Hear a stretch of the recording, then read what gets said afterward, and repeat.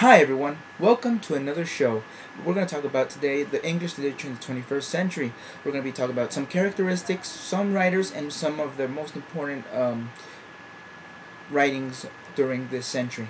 Sometimes the contemporary writers often consciously draw inspiration and ideas from writers who have written something before them. As a result, many of works of the 21st century grapple the events, movements, and literature of the past in order to make sense to the present literature. Additionally, the technological advancements of the 21st century have led to writers to hypothetically write about the future, usually to comment to the present and evoke introspection. Identity. With increasing globalization, introspections of cultures, and more vocal discussions of women's rights and LGBT rights, identity has become a common theme in the 21st century literature. In a world that is now able to exchange ideas more quickly than ever before via the internet and other technological advancements, people have relatively more freedom to draw from multiple cultures and philosophies and question the concept of the self and its relation to the body, brain, and soul. For example, Sam Clay in The Amazing Adventures of Cavalier and Clay by Michael Chabon, that he struggles to come to terms with his homosexuality. The novel, which is about young comic book collaborators during the World War II era, which won the Pulitzer Prize for fiction in 2001. Her 2008 book Infidel, Ayaan Hirsi Ali became a feminist voice for the rights of abused Muslim women and religious freedom. History and memory. As a contemporary readers are able to look back on history and see how history has been deciphered differently for different audiences, history and memory have become themes in the 21st century literature. Often contemporary literature explores the notion of multiplicities of truth, acknowledges that history is filtered through human perspective and experience. For example, The March by E.L. Doctorow fictionalizes yet still decides the realities of General Sherman's famous march during the U.S. Civil War, and how people of the South were slaughtered, giving a slightly different perspective of how the North is usually decided. Technology. Today, technology is more integrated into people's lives than ever before. Dreams of what technology can potentially help people become and anxieties regarding the demise of humanity as a result of technology can be seen in the 21st century literature. On one hand, there are books about biotechnology helping people with disabilities, such as Machine Man by Max Berry. Additionally, many 21st century works of literature explore what it means when all of humanity's experiences are filtered through technology. For example, Ready Player One by Ernest Cline describes a futuristic world where everyone escapes from reality and plunging into a virtual utopia. I don't know where I've seen that before. I really don't. Oh, wait. Hello, darkness, my old friend. I've come to talk with you again, because a vision softly. Intertextuality. In postmodern style, many contemporary writers recognize a piece of work as being one among many throughout history. As much, many writers purposely include acknowledgments, references, or parallels to other works of fiction, recognizing their place in a larger, broader conversation, context and body of work. Some intertextual themes go as far as to poke fun at a work's own lack of originality or the cliches that it seemingly cannot escape. For example, in The Brief Wondrous Life of Oscar Wilde by Junot Diaz, the text references many comics, movies, and other books in order to describe the events. In other words, the 21st century in literature has made its way through young adults, making them look at history in another way and see the different perspectives of each individual, make them be aware of how to know about themselves a little bit more in terms of sexuality, And not just that, but also what's new in this era, technology, the fear of what technology can do and become. Many authors in the 21st century that you can read about or read what they wrote, and it's amazing. One of them is David Stephen Mitchell, actually. He was born on January 12, 1969. Right now he is 48 years old. Born in Southport, England. Raised in a small town in Worcestershire, England. He did not speak until the age of 5 and developed a stammer by age of 7, both which contributed to a boyhood spent in solitude that consequently involved a great deal of reading. Everything changed when he fell in love with a Japanese woman and moved to Hiroshima, but we'll get to that later. His father taught art at a teacher training college, and his mother was a freelance artist specializing in botanical images used for advertising, packaging, and on greeting cards. Studied for a degree in English and American literature, followed by an MA in comparative literature in the University of Kent. He lived for a year in Sicily before moving to Hiroshima. He taught English to technical students for 8 years. He moved to Hiroshima because he fell in love with a Japanese woman, and her visa expired, so she had to go back home to Japan. And because he was in love with her, he decided to go with her back to Japan, and they spent some time there until she got her visa again. They started to live together and got married, and they went back to England in 2012, I think. And he's made his life there, and because of his experience in Japan, he published his first novel in 1999, called Ghostwritten. That's a good one. Or you got Black Swan Green in 2006, or the Bone Clocks in 2014, or Slade House in 2015. But maybe, just maybe, the most famous book he has, and maybe this is my opinion, that's the one I recognize the most, and most of all because of the movie.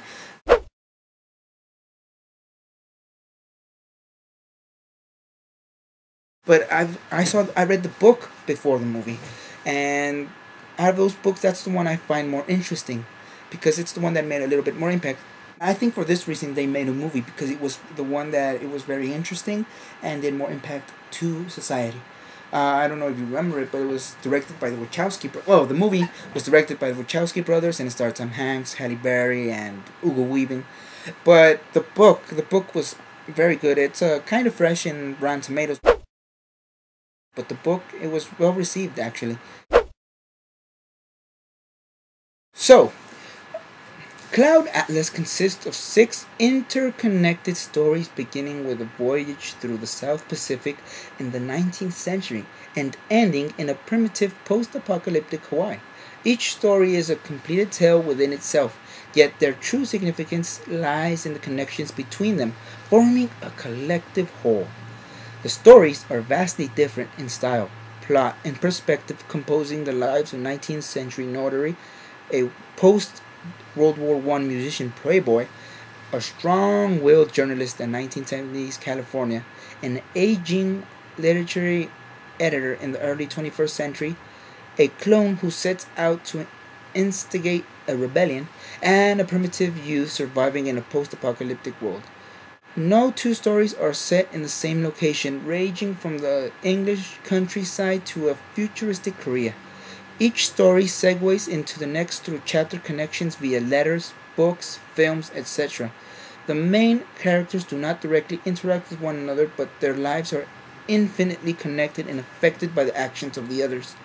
There is also an underlying spiritual thread which binds the main characters to one another, but through past life experiences or the novel's greater proposal, that all beings on Earth, past and present, are internally linked through the human condition. This book was, when I read it, it was inspiring, and it has a certain point, and as I mentioned before, it talks about technology, it talks about the past, it has, you can say everything that I mentioned that 21st century literature has. Talks about technology, it talks about history, and at a certain point it does talk about sexuality. Another writer is Ian McEwan. Born in Aldershot, England on June 21st, 1948, he's kind of old right now. His father was a Scotsman and was a sergeant major in the British Army. So that means Ian spent living his childhood abroad during the Cold War. His mother, Rose Leanne Violet Nemore, was previously married and had two children from her previous marriage. The oldest of those kids were killed in action during World War II. But his parents left another older brother, his older brother, in adoption called David Sharp, because he was the creation of an affair of his parents before his mother's divorce in her previous marriage. And that's kind of, not different. It's different. His father, David McEwen, would initiate instances of alcohol and spousal abuse. Ian once talked about this one time he tried to intervene in this spousal abuse his father was doing to his mother, but her mother insisted that it was not his place to get involved in. And at a certain point, this influenced for him to write something in one of his stories. It was the sad part that he was separated by his parents in 1960 when he was 12 years old, being sent back to London when they were in Libya, so he could attend Wolverstone Hall boarding school, where he stayed until 1966. And in 1966 to 1970, he attended the University of Sussex, where he realized and voiced an interest in writing, and there he received a degree in English literature. At first, during his studies there in English literature, he started to write scripts for the stage, radio play, and television sketches. He married Penny Allen and had two children, but the marriage lasted 13 years. I know it sounds a lot, but it ended because Edwin's fame started to increase, which created Penny Allen, his wife, to feel this frustration for some reason when he got into fame, and decided to end it because of that. I know, it's usually the other way around, right? But then he got married again. He has a second wife. He's called Annalena McAfee. Was formerly the editor of the Guardian's Review section, and his previous life was kind of twisted, but he made it through, and he's made many books since 1978. It was his first book, but I'm going to be mentioning some literature he has done now in the 21st century. That's called Saturday in 2005, On Chesil Beach 2007, Solar 2010, Sweet Tooth in 2012. But I think one that made a not major impact, but and personally I enjoyed a lot, was Atonement 2001. This one also had a movie and had a Rotten Tomato review, very good. It was a movie, starred James McAvoy, Keira Knightley, Sonora Ronan, and it's a very good book. Personally, the book and movie is alright. It's almost transcripted the same. The script was made by Ian McEwen. Atonement. I'm gonna summarize it the most I can. Bryony Tallis is a literally self-important 13-year-old who lives in an English county's estate in 1935. Her cousins, 15-year-old Lola Quincy and 9-year-old twins Jackson and Harriet Quincy, are coming to stay with the Tallises because their parents are embroiled in a divorce. Meanwhile, Bryony's older sister Cecilia holds unresolved romantic feelings for Robbie Turner, the Tallis' gardener. Robbie's romantic feelings for Cecilia, meanwhile, are passionately resolved. Thanks to the Tallis' funding, Robbie studies with Cecilia at Cambridge and plans to become a doctor. From the window of the estate, Bryony witnesses the two of them accidentally break a family heirloom vase in front of the fountain. When Cecilia removes her clothes in front of Robbie to retrieve the shards from the fountain, Bryony starts to think Robbie is a threat to her sister. Later, Robbie gives Bryony a letter of apology to give to Cecilia, but accidentally hands her vulgar draft instead. Bryony reads the letter and becomes convinced Robbie is a menace. When Robbie realizes his error, he goes to Cecilia to apologize. The apology turns to passionate lovemaking in the family library. The family gathers for dinner to commemorate the visit of Leon, the oldest Taylor's child. He has brought a friend, Paul Marshall, with him. Paul is the heir to a chocolate fortune. The twins leave the dinner table and leave a letter behind explaining they have run away from the house because they miss their parents. The guests assemble search parties to look for the boys on the grounds. Bryony, searching alone, finds Lola being raped in a remote part of the state. The silent runs away before Bryony can identify him. But as she consoles Lola, she convinces both Lola and herself that she saw Robbie commit the crime.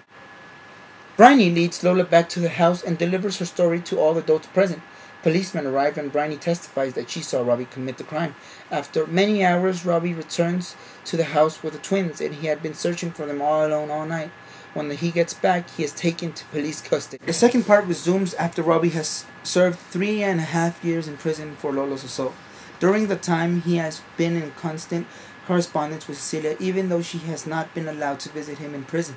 She has cut ties with her family and started a career as a nurse. Cecilia's latest letter informs Robbie and Bryony has contacted her in hopes of retracting and the false testimony she has made years earlier. The outbreak of the World War II allows Robbie to end his sentence by enlisting in the army. He goes to fight in France. When Part 2 begins, he must walk to the coast with his comrades Corporal Nero and Corporal Mace in order to evacuate with the British forces during the walk. During this walk, the man beholds disturbing carnage. Despite having a painful shrapnel wound, Robbie makes it to the coast and is evacuated. Part 3 focuses on Bryony, who has foregone college and to work as a nurse during the war.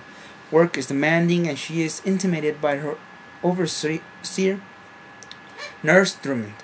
An influx of injured men from the French evacuation arrives to the hospital, and the harrowing experience of treating them causes Bryony to mature. In her rare free time, Bryony writes stories, which she submits to magazines unsuccessfully. A letter from her father informs Bryony that Paul and Lola are to be married. She attends their wedding and afterwards pays a visit to Cecilia. Unexpectedly, Robbie is present as well. The atmosphere is tense, but Bryony agrees to take the steps necessary to alert her family and the relevant legal authorities of her change in testimony.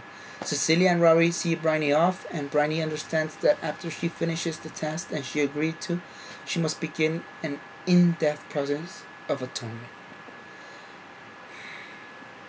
And that's not the end. There's an epilogue that is very interesting because all of this happened. You gotta read it. It's a very good book. You should really read it. Okay, guys, I hope you enjoyed this mini summarization of the English literature in the 21st century. I recommend you to read the most you can, past, present, and maybe in the future keep reading. Don't stop. Keep reading, and if you've in any time that you feel you want to write. If you feel inspired, write anything, poems, songs, novels, anything. But this is 21st century, okay? So give the like button below and subscribe, and have a nice day, everyone. Oh yeah, I forgot to mention, there's one English writer that has influenced a lot in the 21st century. I wonder who could it be?